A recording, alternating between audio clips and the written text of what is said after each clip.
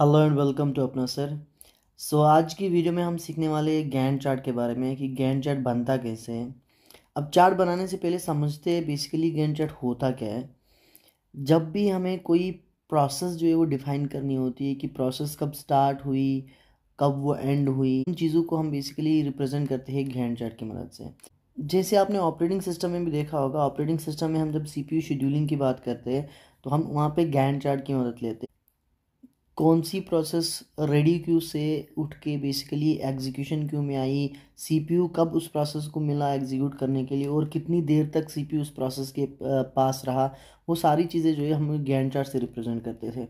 वही चीज़ हम यहाँ भी करने वाले हैं। अब यहाँ पे एग्जांपल के तौर पे अगर आप डेटा सेट पे फोकस करेंगे, हमने एक हाउस की एग्जांपल लिए। जब कोई हम घर बनाते हैं तो उसमें बहुत सारी प्रोसेस होती है, तो उस प्रोसेस को हम यहाँ पे एक गैंट चार्ट की मदद से रिप्रेजेंट करने वाले हैं।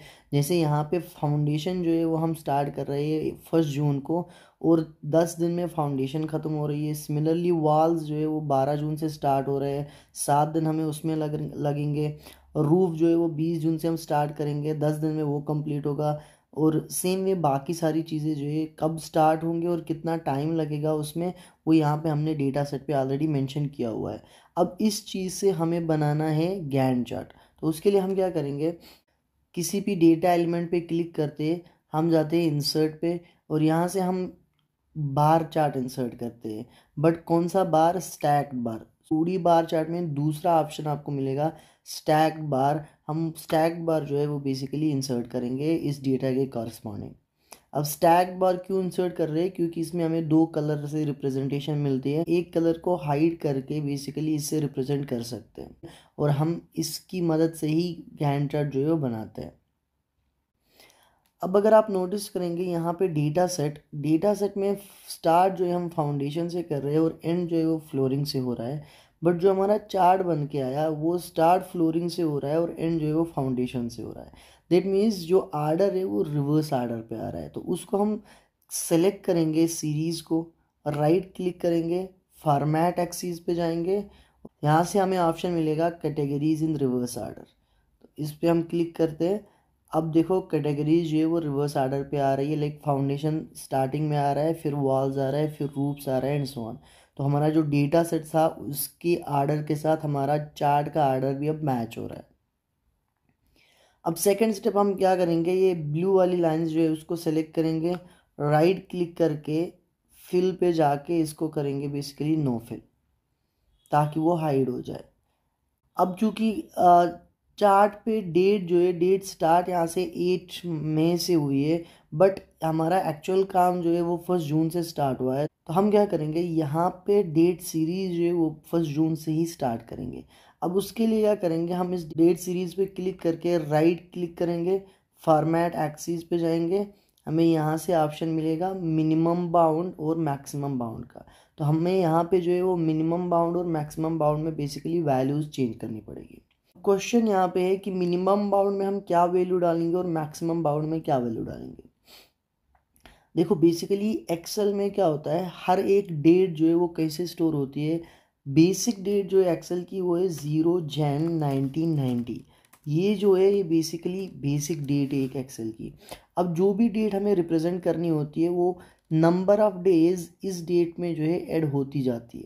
सपोज 1 जून 2024 जो है हम डेटा लिख रहे हैं, बेसिकली ये बैकएंड में स्टोर कैसे हो रहा है, ये 0 जनवरी 1990 से नंबर ऑफ डेज जो इसमें प्लस करेगा ताकि ये वैल्यू आए।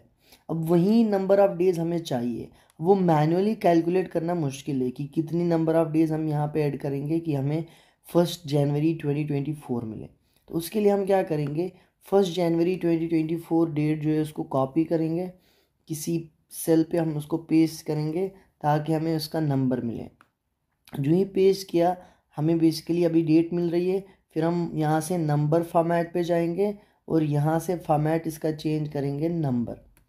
अब यहाँ पे मुझे वैल्यू मिल रही है 45444। ये बेसिकली है 45,444 डेज। जब हम इस डेट पे ऐड करेंगे 0 जनवरी 1990, तो हमें ये डेट मिलेगी 1 जनवरी 2024। ये अब हमारा आया मिनिमम बाउंड। लाइक यहाँ से हमें ये सीरीज जो है वो स्टार्ट करनी है। अब मैक्सिमम बाउंड के लिए हम मैक्सिमम डेट जो है वो यहाँ पे 13 जुलाई है, तो इसको भी हम कॉपी करते हैं, यहाँ पे किसी सेल पे पेस्ट करते हैं और इसका फॉर्मेट जो है वो चेंज करते हैं नंबर पे। फिर चलते हैं चार्ट की डेटा सीरीज़ पे, राइट क्लिक करते हैं, इसको फॉर्मेट एक्सिस पे जाते हैं और यहाँ पे मिनिमम वैल्यू, मिनिमम बाउंड जो है वो यहाँ पे ये वाली वैल्यू देते हैं जो हमने 1 जून 2024 को कन्वर्ट करके पाई, जो है 45444। और मैक्सिमम वैल्यू जो है वो यहाँ पे मैक्सिमम बाउंड जो है वो ये डालते हैं 45486। तो यहाँ पे ये हटा के 45486 वैल्यू डालते हैं। अब ये यूनिट्स जो है ये मेजर लाइक 5 दिखा रहा है, ये बेसिकली है डिफरेंस। फर्स्ट डेट जो है हमारा सीरीज़ पे 1 जून आ रहा है, सेकंड डेट जो है वो 6 जून आ रहा है। देट मीन्स इन दो की डिफरेंस जो है वो 5 दिन की डिफरेंस रिप्रेजेंट हो रही है।